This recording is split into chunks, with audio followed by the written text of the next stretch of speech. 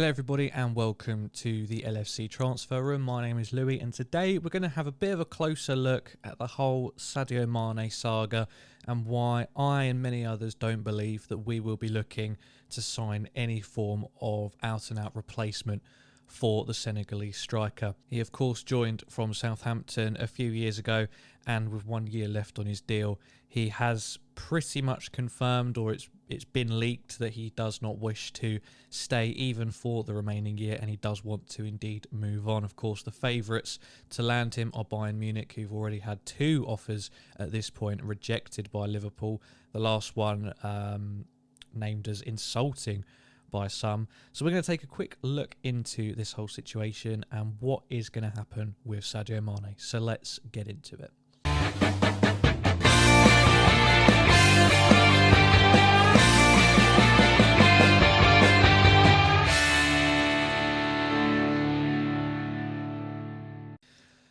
So who thought that this day would come, that Sadio Mane will have probably already played his last game for Liverpool? Now we know that there are some outgoings. We know that Divock Origi, although he was injured, got to say his farewell, got his lap of honour, his guard of honour from the Liverpool players on that final home game of the season.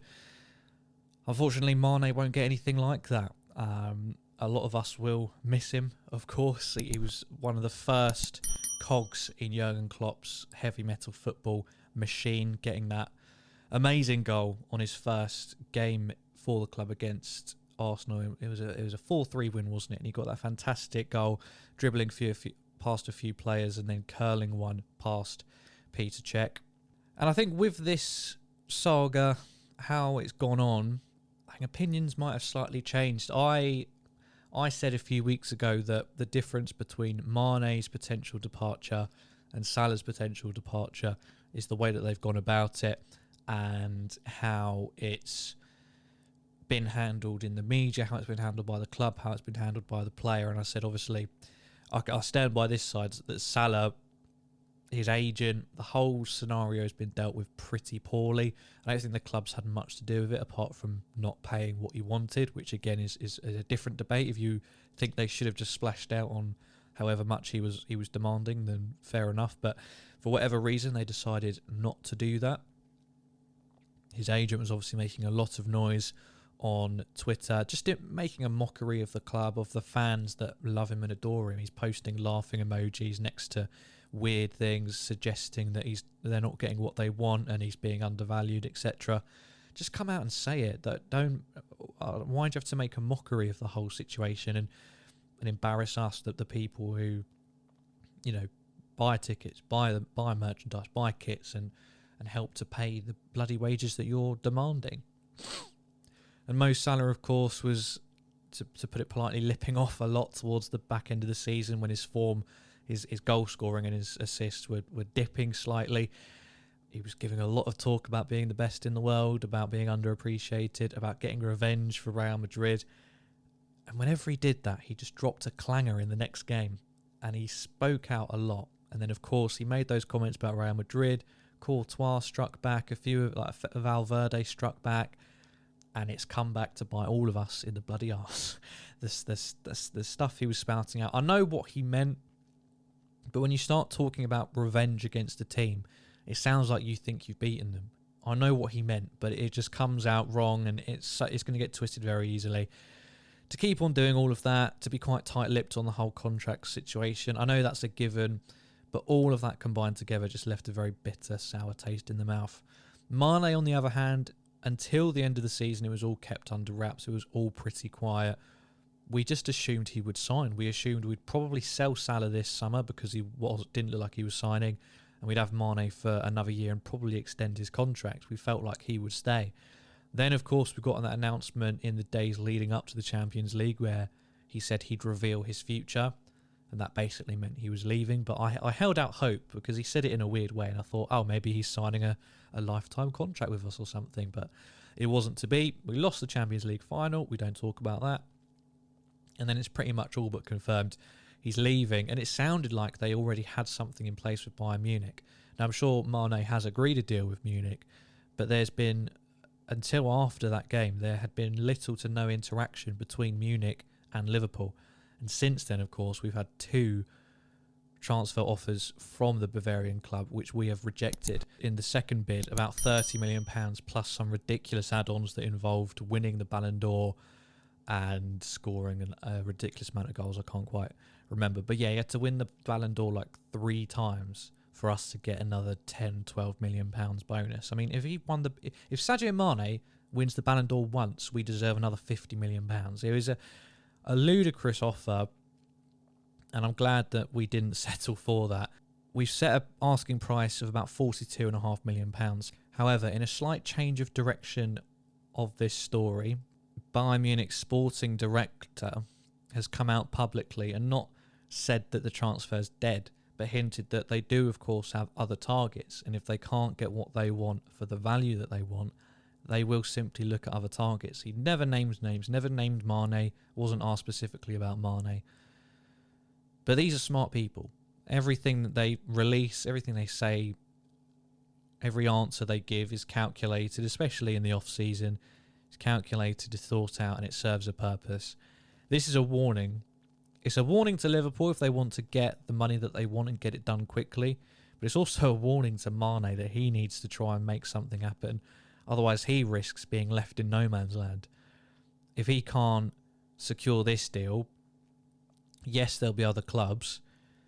Does he want to go to them? Will they be willing to cough up £40 million for him? I don't know. He is 30 years old now. He's on the wrong side of 30, unfortunately. I know that's a horrible thing to say, but he is entering the twilight of his career. And that's not to say he can't still have 3, 4, 5 years of top-level football, but you do get the feeling, especially the way that his Liverpool career panned out, that probably his absolute peak is now behind him, and behind him by a substantial amount. And of course, there's not many other clubs he could go to that are as dominant at the highest level of the game as Liverpool either. So all of the chances that he gets, all of the interaction that he has with the front line, he's probably unlikely to find that in too many other places. You know, obviously Munich would have that in Germany, not necessarily in the late stages of the Champions League.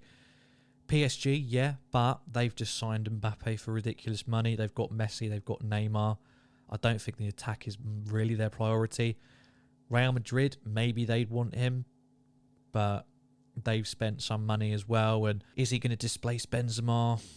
Are they going to risk Vinicius Jr. becoming unhappy on that left wing? I don't know. So he finds himself stuck in a bit of a tough spot, if that's what this means. Again, it is conjecture, but as I said, these are smart people. They know that everything they say can be flipped and used, and they'll know what they're saying and how that would be flipped and used to fit different narratives. However, let's just assume that all goes well. He moves to Bayern Munich for £40 million, £42.5 million. Fantastic. Do we then splash out and get someone to replace him? No. Partly because we've already kind of done that. Luis Diaz, it's been widely reported that he was always a replacement for Mane, whether Mane was going to leave this summer or just down the line, because of course Diaz is a lot younger and has room to grow still. He was brought in as that Mane replacement. Even if he wasn't, he is a left winger. He fits that role superbly, and I'm sure we're going to see the best of him in this season once he gets a full pre-season. We have Jota as well, who can play as either a number 9 or can move out to that left side. I know it's not preferred. He does seem to operate better centrally, but if needs be, he can play on the left. And Darwin Núñez, whilst he is a central striker, and I am 99% convinced we've signed him to be a central striker, he very much likes to move out to the wings. Again, that's part of how he operates as a striker. Whether he could be an out-and-out winger, I don't know, or whether he'd be like an inside forward like Salah, like Mane. Maybe that's something he could offer as well. And Roberto Firmino, I mean, he's going to be desperate for game time, so if he can try and adapt his play and maybe become somewhat of a more wide-minded player, gives us a different style, a different option on the wing. Maybe that's something that could happen. And then, of course, Harvey Elliott can play on the right. That frees up Salah to be a bit more flexible. So I feel like we aren't going to look to sign anybody else for that reason. Also, the market just doesn't look that great. I think Pulisic is probably one of the only people we've been linked with. Pulisic and Rafinha, are they worth what we'd have to pay for them? Pulisic is on crutches most of the time. His injury record at Chelsea historically has not been great. I don't think he would fare any better. I don't think even our new physio team could help him get through his injury worries. And Rafinha, he would be cheap. He would be cheap and a decent squad option. Maybe he could replace Minamino, but I don't think you could consider him a direct replacement for Sadio Mane. But what do you guys think? Do you think we need to invest again after signing Darwin Núñez, but looking like Mane may go to Bayern Munich at some point this summer? Do you think we need to sign an out-and-out replacement for Sadio Mane? And if we do, what kind of replacement? The striking replacement when he played as a central striker for us, or the inside forward, the left winger that he played for most of his career for us? Let me know down in the comments. Get involved, have a discussion with each other amongst yourselves, and let us know what you think. Also, make sure you do like this video and subscribe to the LFC Transfer Room. We've got all of your Liverpool content. We go live every night from 7:30 as well, so don't miss out on that. Tick the bell notification for notifications of when we do that. You can also become a member by pressing the link in the video description for exclusive badges, and later down the line some exclusive content as well. And it also just goes, all of the proceeds go straight back into the channel, help us create more content, some better content that we can share with you and this lovely community that we've built. I've been Louis. This is our in-depth look at the Sadio Mane saga. Are we going to sign a replacement for him or not? Thank you very much for watching, and we'll see you in the next video. Take care.